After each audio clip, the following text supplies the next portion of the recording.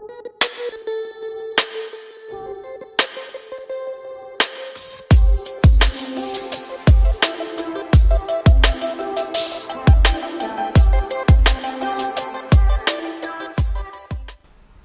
tarde, pessoal. Vamos hoje para a nossa aula sobre artrópodes, continuando a sequência dos nossos filos do reino animal, ok? Vamos lá. As perguntas que surgem sobre os artrópodes, né? Primeiro, o que são artrópodes? Para que servem? Onde podem ser encontrados, né? Então a gente vai ter todas essas respostas a seguir. Mas o nome artrópode, já para a gente iniciar respondendo essa primeira questão aí, o nome artrópode, artro vem de articulação, podes vem de pés, né? Resumindo, ou patas. Resumindo, são as primeiras espécies de seres vivos na escala evolutiva que possuem patas articuladas, quer dizer, eles têm juntas móveis, então eles têm juntas que conseguem se mover, se locomover, certo? Vamos lá. As características gerais deles: invertebrados, quer dizer, não tem ossos, não possuem ossos, como eu tinha dito. Patas articuladas, então a principal característica desse filo é que eles possuem juntas móveis ou patas articuladas, né, com articulações. Eles possuem o corpo geralmente dividido em cabeça, tórax e abdômen, isso no caso dos insetos, mas a gente vai ter os que possuem a divisão em cefalotórax e abdômen, e também vamos ter, aqui tem uma peça inteiriça, quer dizer, o cefalotórax fundido no abdômen. A partir do momento que a gente for estudando classe por classe, vocês vão entender isso aí. Mais características: possuem um esqueleto externo, quer dizer, um esqueleto pela parte de fora, que a gente chama de exoesqueleto, que é constituído por um polissacarídeo que é quitina. Provavelmente todos vocês, a maioria de vocês, né? Não vou dizer todos vocês não, mas a maioria de vocês já quebraram, já escutaram, né? A quebradiça de um exoesqueleto de um artrópode, quando se pisa numa barata. Quando você pisa numa barata, por exemplo, né, ou um grilo, né, você escuta um crack, como se estivesse quebrando alguma coisa. Na realidade, você está quebrando sim. Você está quebrando esse exoesqueleto, né? Esse esqueleto externo desses animais. Outro detalhe: esse exoesqueleto ele limita o crescimento das espécies. Então o que é que acontece? A partir do momento que a espécie vai crescendo, nasce outro exoesqueleto por baixo e ela abandona esse esqueleto antigo. Essa troca a gente chama de muda ou equidise. Então isso acontece nos artrópodes, eles trocam de esqueletos, né? A gente encontra muito exoesqueleto, por exemplo, de cigarra pelo chão. A cigarra vai crescendo, ela sai daquele exoesqueleto e nasce outro pela parte de dentro, de fora do seu organismo, perdão. Eles podem ser aquáticos ou terrestres, quer dizer, a gente tem os artrópodes que vivem no mar, na água, a gente tem os artrópodes que vivem na terra, né, e são divididos nesses 5 grandes grupos aí: os insetos, os crustáceos, aracnídeos, quilópodes e diplópodes. Para vocês terem uma ideia, os artrópodes é o grupo, o filo, onde tem mais espécies conhecidas até hoje. Então nenhum dos outros filos tem tantas espécies quanto os artrópodes. Mais características: sistema digestório completo, quer dizer, eles têm boca e ânus e todos os órgãos internos, graças à presença, lembre-se, da fase embrionária, dos 3 folhetos embrionários, né, mesoderme, endoderme e ectoderme, e mais a cavidade, que é o celoma. Circulação aberta, o que é isso? O sangue ele circula entre as células e não apenas dentro dos vasos sanguíneos e coração. A respiração deles pode ser 3 tipos diferentes: traqueal, branquial e cutânea, né? Quando que a gente vai ter esses tipos de respiração? Os que vivem na terra, todos vão respirar através de um órgão chamado traqueias, certo? Por isso a gente diz que a respiração dele é traqueal. Então vai ter esses, como é que eu posso dizer, esses espaços no seu abdômen, a gente chama de espiráculos, por onde o ar entra, passa por essas traqueias e acontece as trocas dos gases. Os que vivem no mar, como os grandes crustáceos, vão respirar através de brânquias, como os peixes, e os microcrustáceos, eles vão ter respiração cutânea, que é aquela respiração pela pele, certo? A forma de excreção também vai variar. A gente tem 3 tipos de órgãos que vão fazer a excreção. Lembrando que a excreção é colocar as substâncias tóxicas do organismo desses organismos para fora. É mais ou menos o que os nossos rins fazem. O trabalho dos nossos rins, entendeu? Então, os insetos, eles vão ter essa excreção feita pelos túbulos de Malpighi, certo? Então, os túbulos de Malpighi São os órgãos que são responsáveis por fazer esse tipo de excreção em todos os insetos. As glândulas verdes, elas vão estar presentes nos crustáceos, certo? E essas glândulas coxais vão estar presentes nos aracnídeos. Então, todos os aracnídeos, eles vão ter sua excreção por glândulas que ficam nas coxas desses animais. Todos os crustáceos vão ter pelos órgãos chamados de glândulas verdes. E a excreção feita nos insetos é pelos túbulos de Malpighi. Vamos lá. Eu falei para vocês que a partir do momento que esse artrópode vai crescendo, o exoesqueleto precisa ser substituído. E esse videozinho aqui, ele mostra justamente essa troca de exoesqueleto, ok? Vamos lá.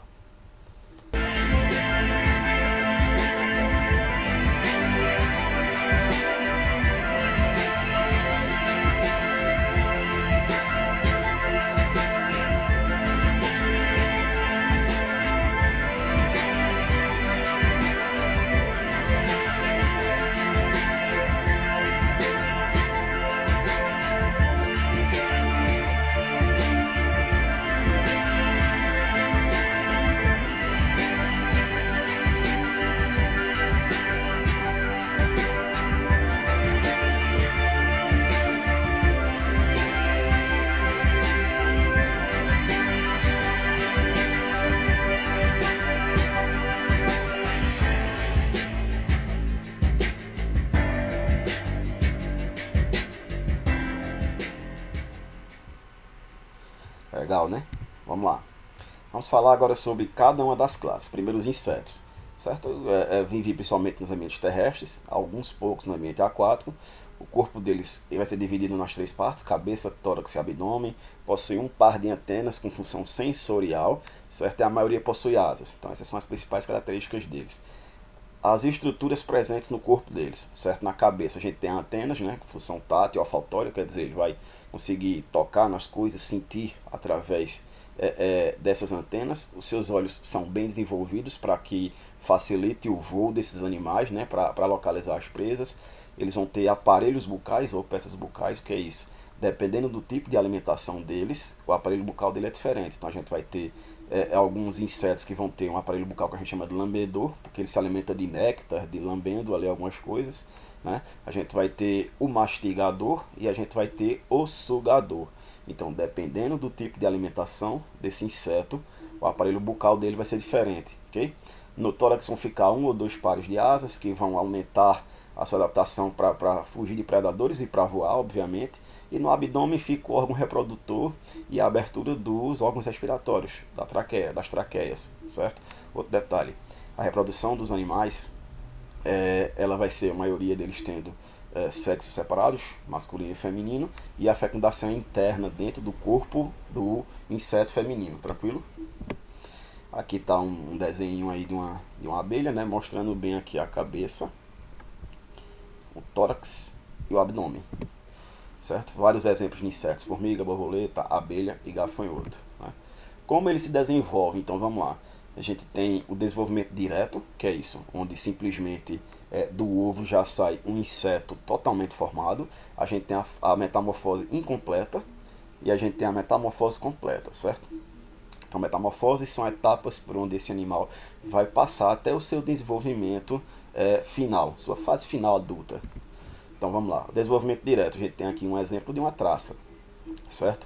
Do ovo sai lá um inseto pequenininho que é totalmente igual ao inseto adulto, então ele não sofre nenhuma transformação ao longo de nenhuma etapa, certo? Do ovo já vai sair um inseto adulto, só vai crescer, né? Aumentar o seu tamanho, mas vai ser idêntico ao adulto. Então aqui a gente diz que o desenvolvimento foi desenvolvimento direto.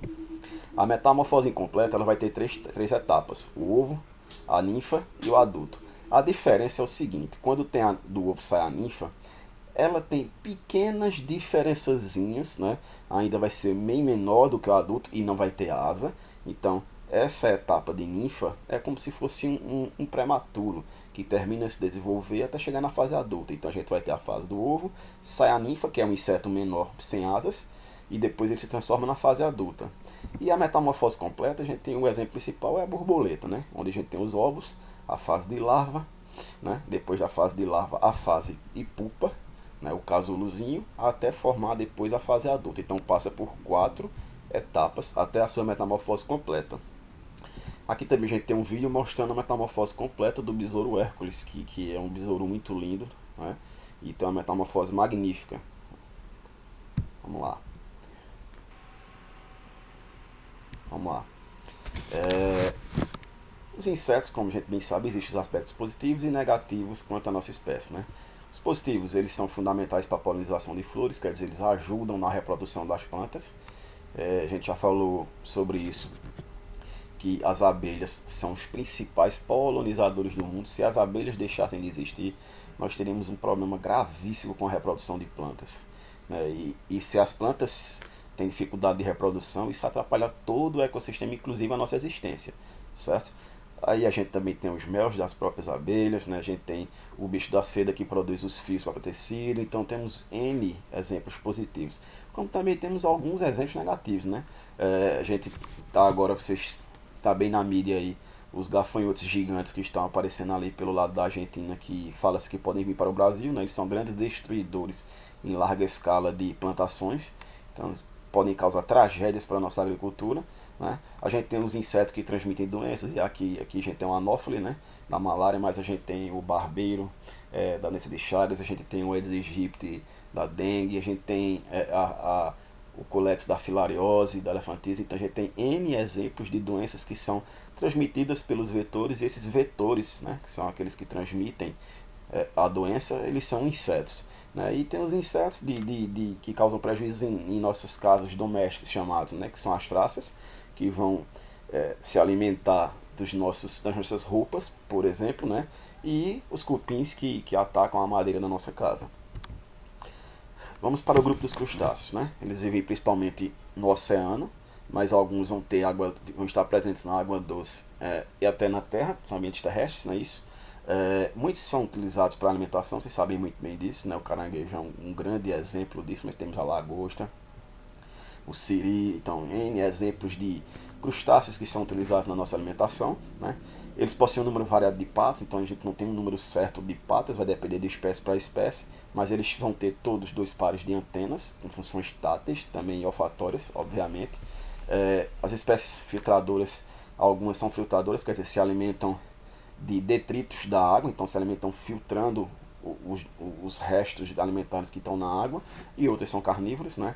Voltando para os insetos, nós temos os insetos carnívoros, mas também temos os insetos herbívoros na alimentação, certo?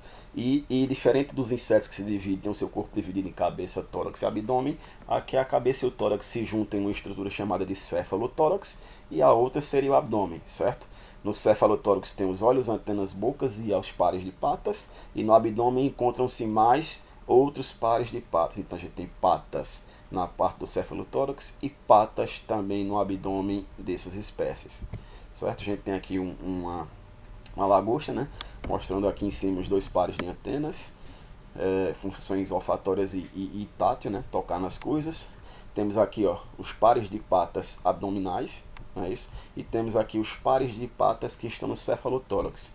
Cefalotórax, cabeça unida ao tórax, e a parte de trás é o abdômen, ok? Os principais exemplos são esses aí, certo? Caranguejo, lagosta, camarão e o siri são os principais exemplos. O camarão é o maior exemplo de filtrador, né? A água passa por dentro do corpo deste animal e vai deixando, ele vai conseguindo pegar os detritos, então ele também é um grande indicador de poluição, né? Existem pessoas que até o comparam como se fossem as baratas do mar, né? Porque se alimentam de detritos. E aí vamos lá. Aracnídeos. Principais grupos são aranhas, escorpiões, carrapatos e ácaros. Então se dividem nesses 4 grandes grupos aí, certo? As aranhas são predadores de animais diversos, então se alimentam de várias outras espécies de animais, inclusive vários insetos. Igual aos os crustáceos, vão ter a divisão em cefalotórax e abdômen, com 4 pares de patas, mas nesse caso não possuem antenas, tranquilo? Além disso, existem estruturas específicas da espécie, né, das aranhas, no caso aqui das aracnídeos, perdão, que são as quelíceras, que servem para inocular o veneno na presa, os pedipalpos, que está na frente ali da cabeça, que é para manipular o alimento, e na parte de trás das aranhas vai ter as glândulas fiandeiras, que é para produzir suas teias, ok? Então a gente tem aqui um desenho de uma aranha. mostrando todas essas estruturas. As fiandeiras, né? O cefalotórax e o abdômen. Nós temos os pares de patas aqui na frente, nós temos os pé de palpo aqui na frente. E aqui, ó, dá pra gente ver aqui, ó, as quelíceras, certo? Que vão inocular o veneno nas pessoas ou em outros animais. Vamos lá. Exemplos de aracnídeos são, quando a gente fala aracnídeo, você pensa só na aranha, né? Mas não é só aranha. Repetindo, é a aranha, o escorpião, o carrapato e o ácaro, certo? São os exemplos. Sobre os escorpiões também, uma série de predadores, animais diversos. A divisão é a mesma, cefalotórax e abdômen, apresentam 4 pares de patas e não possuem antenas, do mesmo jeito das aranhas, certo? As suas estruturas é que vai mudar aqui o nomezinho, certo? Não vão ter as quelíceras, que é para triturar o alimento. Se a gente voltar aqui, ó, as quelíceras aqui nesse caso é para inocular o veneno nas aranhas, então existe essa diferença, certo? Mas no caso dos escorpiões, as quelíceras trituram o alimento, os pedipalpos ele vai prender a pesa e o aguilhão que está na parte traseira para inocular o veneno, certo? Então existem estruturas que vão ter funções diferentes dependendo da classe do ser vivo, né? No caso aqui a aranha e o escorpião. Os aracnídeos ainda possuem carrapatos e ácaros, né? Eles vão ter um corpo, uma peça só, a gente chama inteiriço, né? Não tem subdivisão. 4 pares de patas e não possuem antenas, então nenhum dos aracnídeos vai possuir antenas, certo? Todos eles são sem antenas, diferentemente dos crustáceos e dos insetos, lembre-se disso. Os carrapatos se alimentam de sangue, sugam sangue de outros animais, né? E os ácaros são muito pequenos e microscópicos, tem vida livre. A gente pode encontrar ácaro nos nossos lençóis, no nosso sofá, né? Onde tenha muita poeira, você vai ter a presença de ácaros, e eles são grandes causadores também de alergias nas pessoas. Aqui está o carrapato, uma foto, né? E aqui uma foto microscópica, uma foto no microscópio, né? De um ácaro. E para terminar, quilópodes e diplópodes, né? Quilópodes, hábitos noturnos, corpo dividido em cabeça e tronco longo, então ele tem uma cabeça, um tronco longo, certo? Na sua cabeça vai ter um par de antenas, um par de olhos também, possui um par de forcípulas que serve para inocular veneno, então os quilópodes também possuem veneno, e vai por um par de patas em cada anel. É muito importante isso, porque uma das diferenças dos quilópodes e diplópodes, que você consegue diferenciar, é a quantidade de pares de patas na subdivisão de cada anelzinho desse, certo? São terrestres, carnívoros e movimentos rápidos. As lacraias são os grandes representantes, né? A gente tem aqui a lacraia, onde aqui, ó, é o órgão inoculador do veneno, o par de antenas, né? Isso a cabeça, o corpo inteiro, isso aqui o corpo alongado, e cada anel desse um par de patas. Quando a gente olha para os diplópodes, a gente vai ver, ó, que aqui existe mais de um par de patas em cada anelzinho desse aqui, ó, certo? Vamos lá. Cabeça, um pequeno tórax e abdômen, possui um par de antenas curtas, diferentemente das lacraias, né, dos quilópodes que têm antenas longas, e em vez de um par de patas, serão 2 par de patas, por isso diplópodes, vem de 2, né, podes, pés, então tem 2 pares de patas em cada anelzinho desse. São terrestres, né, herbívoros, e são animais mais lentos, né? A gente conhece eles como os piolhos de cobras e os emboás. Os emboás são aqueles mesminhos lá, quando você toca nele com alguma coisa, ele se enrola todinho. Então são animais lentos, não são animais que não têm veneno, certo? Esse é o famoso piolho de cobra. Se as pessoas têm o costume de chamar este aqui de piolho de cobra, mas isso é uma lacraia e ela é venenosa, certo? Dói muito a picada de um animal desse. E além disso, esse daqui é muito rápido, gosta de se esconder em frechas, em construções, perto de areia, de entulho, certo? Esse daqui não, ele é muito lento e ele é praticamente inofensivo a gente, tranquilo? Aqui a gente tem comparações dos artrópodes, é muito legal esse quadro, né, esse retângulo na realidade, que a gente consegue ver as diferenças, né? Quanto à divisão do corpo, inseto, cabeça, tórax e abdômen, crustáceos, cefalotórax e abdômen, aracnídeos também, quilópodes, cabeça e tronco longo, e diplópodes, cabeça, um tórax pequeno e abdômen. Então você vê que existem as divisões, as diferenças, né, na divisão do corpo. Quanto a patas, insetos 3 patas, os crustáceos isso vai ser variável, dependendo da espécie, os aracnídeos 4 pares, todos eles, lembre-se disso, né? Os quilópodes, um par em cada anel, e os diplópodes, 2 pares em cada anel. Antenas, um par, crustáceos, 2, aracnídeos não tem, nenhum deles tem. Quilópodes, um par longo e aqui um par curto. E quanto às asas, a maioria dos insetos possui, os crustáceos não, os aracnídeos não, os quilópodes não e os diplópodes não. Então, pessoal, espero que tenha sido uma aula legal, né? Eu estou procurando tentar fazer a aula o mais rápido possível, né? Mas também com informações fundamentais e interessantes, para que ela não fique muito cansativa, certo? Se puderem me ajudar, compartilhem o vídeo, né? Se inscrevam no canal, curtam, chame seus amigos para outras escolas, né? Para participar do canal. É importantíssimo, repito, isso é importantíssimo nesse momento que a gente está em casa por causa da pandemia, a gente espalhar coisas boas, né? Difundir conhecimento para as pessoas. Qualquer dúvida, perguntem aí nos comentários, me procurem pelo WhatsApp, no Google Classroom nosso, certo? Estou à disposição de vocês, espero que tenham gostado. Se cuidem, certo? Se protejam, só saiam de máscara, levem o seu álcool em gel, lavem sempre as mãos com sabão e água, tranquilo? E logo logo tamo junto, ok? Então um abraço bem grande e tchau, tchau.